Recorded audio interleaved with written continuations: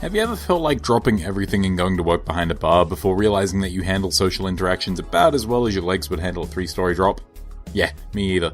Even so, bartending is an untapped perspective in video games as far as I'm aware.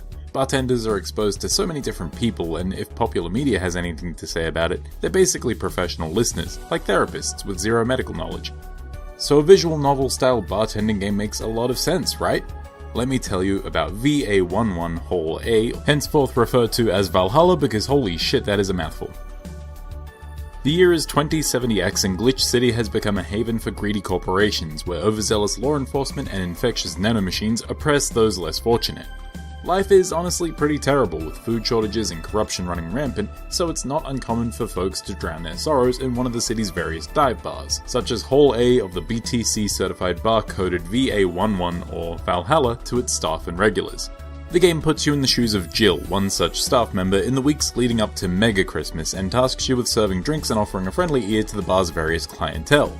As far as stories go, Valhalla has a very personal narrative to tell, and while it is engaging and surprising, it takes a little while for it to gain any traction, mostly due to the game's story being conveyed primarily through conversations with customers and thus focusing a lot on those customer-related subplots.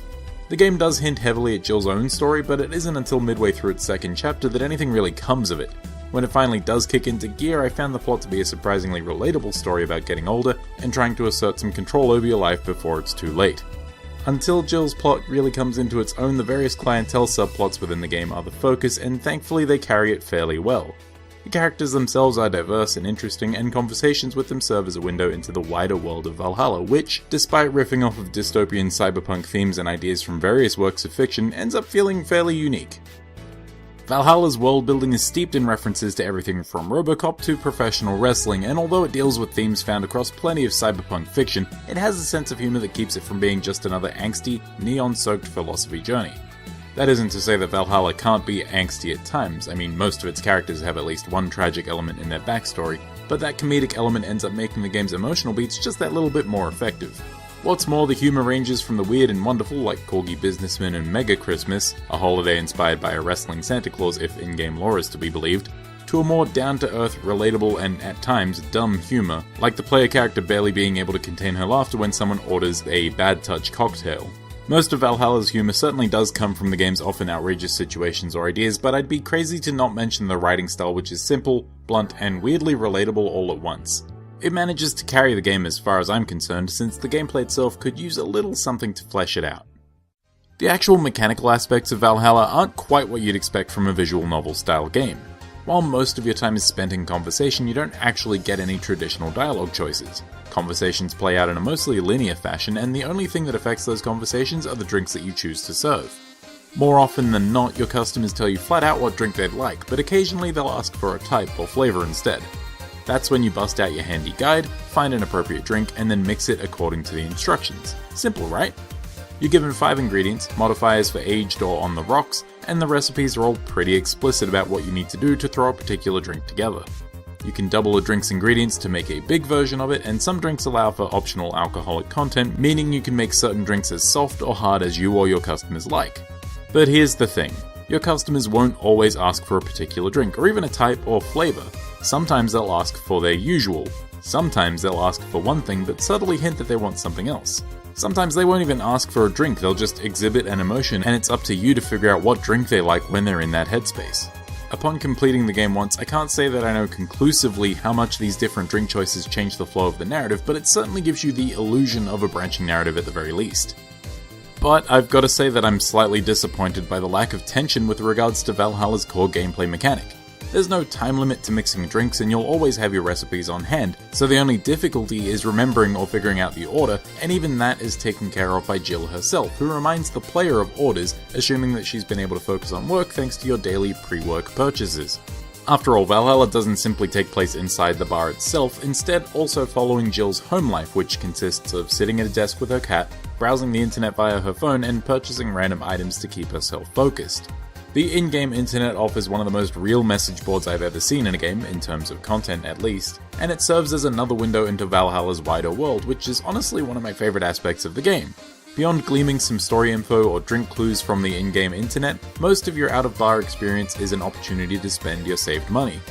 Sometimes Jill is focusing on something and buying a related object will help her keep focused at work, allowing her to repeat customer orders to herself. Without these purchases, her mind wanders, making the drink mixing portion of the game marginally more difficult, but not significantly so. Jill does have bills that need paying, however, and missing those can have some larger ramifications down the line. Weirdly, the most tension in Valhalla's gameplay loop is balancing money saved with money spent on random crap, and to be honest, you can comfortably purchase every vital item and still meet the deadlines for Jill's bills. That said, it can be more interesting to miss these payments or mess up custom orders at the bar just to see how the game plays out. There's plenty that doesn't get explicitly told to you until after you finish the game once, and Valhalla has a handful of different endings as well as secret drinks and customers who can come to visit, so there is some value in coming back to the game once the credits roll. It's just that Valhalla does an average job of alluding to all these little extra bits. Missing a payment feels like it might end the game then and there. Not following a customer's order feels like it'll just impact your pay. I don't think I bothered with trying to give customers drinks that they didn't order until early on in the game's third chapter, where I feel like it was signposted the most. But for as strange and hard to break down as Valhalla's gameplay is, I definitely enjoyed my time with it, and I don't think the game would have been half as enjoyable were it not for the quality of its anime-inspired pixel art portraits, its streamlined UI, and its solid soundtrack.